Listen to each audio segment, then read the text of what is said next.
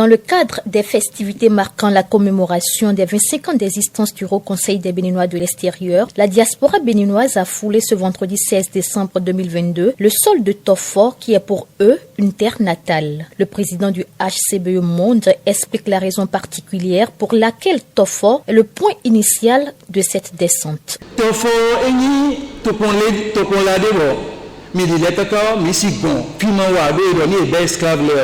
fide non tero wa choro wa yuidali o mi o kon fie non tero choro wa yuidali mi des mi no tero fi wa choro na ya gome si peji don bona ikhle de esclave le fide egbon boy en tout fie to ko kon le bon kakakaka ba e de wa le fie bedian et en tout. Le chef de délégation de la diaspora historique, un des descendants d'esclaves, se dit fier du changement géographique de son village natal. Quand j'étais arrivé ici en 2003, j'avais visité un village où les gens attendaient le retour des esclaves.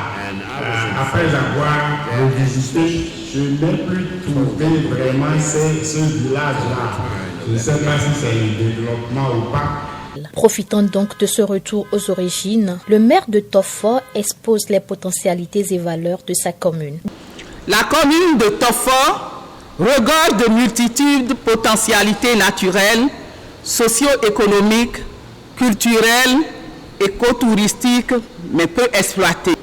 En termes de curiosité, nous pouvons citer entre autres le paysage panoramique et attrayant qu'offre la berge du lac Rlan, le noyau central de la forêt de la Lama, avec ses espèces floristiques et fauniques endémiques, la forêt sacrée flottante du lac Rlan, véritable vivier écologique, la route de déportation du roi Béanzin, le circuit de la route des esclaves, dite route du roi d'Agadja, les objets de guerre, les palais d'escale des souverains d'Abomey et accoutrements des chefs traditionnels, les fêtes traditionnelles et culturelles, les différentes forêts protégées ou sacrées.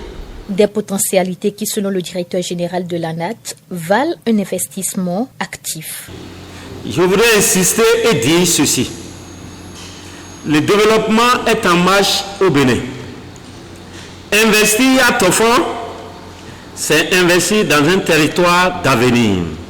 Investir à Toffor, c'est investir dans un pays sûr et sécurisé. À cet effet, le président du conseil d'administration du HCBE des USA et Caraïbes dévoile le projet d'investissement du HCBE dans la commune de Toffor. Nous sommes en train de proposer à investir dans le projet de parc de Wego et principalement le côté de l'hôtel et de salle de conférence. La spécificité de cet investissement des États-Unis n'est pas seulement côté infrastructure. Nous avons ajouté aussi un côté historique. Au nom de toute sa population, le roi de Toffor reconnaît les mérites de la délégation de la diaspora et souhaite qu'elle soit à ses côtés le 10 janvier prochain pour la fête des religions endogènes. Au nom des hauts dignitaires du palais et de la population de Toffor, je vous remercie. Les hauts dignitaires du palais et les têtes couronnées se préparent pour célébrer la fête des religions endogènes sur la place sacrée Métacon le 10 janvier prochain. Nous pensons la célébrer dans une retrouvaille en honneur aux fils et filles de la diaspora qui seront avec nous. L'épicentre de ce retour aux origines à Toffor est l'entrée au bercail de Élis, descendant de la 6e génération d'esclaves d'Abomey. Ainsi, passant par le monastère Saint-Joseph de Toffor, le palais d'esclaves du roi d'Abomey à Gadja à Akpé, le site devant abriter le parc de Wegbo, le palais du roi d'Agon, le docteur Massime Vignon et sa compagnie ont bouclé la première journée de leur quinzaine par des visites historiques.